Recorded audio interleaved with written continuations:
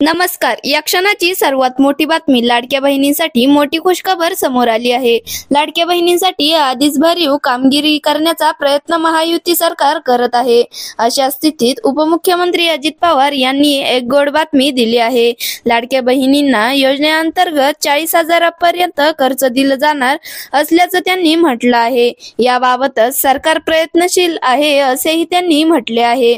महाराष्ट्रात ऑगस्ट 2024 पासून लाडकी बहीण योजनेतील महिला लाभार्थ्यांना दरमहा 1,500 रुपये महाराष्ट्र सरकार देत आहे.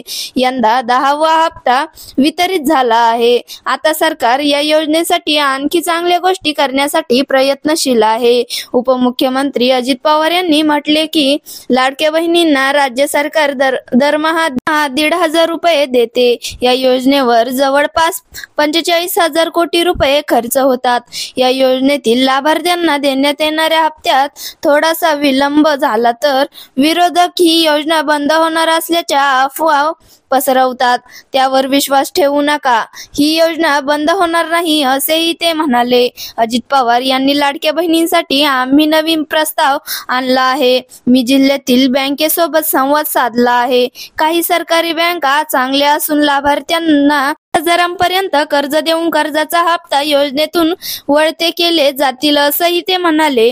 मध्य प्रदेशात तत्कालीन भाजपचे मुख्यमंत्री शिवराज सिंह यांनी लाडकी बहीण योजना त्यांच्या राज्यात आणली होती.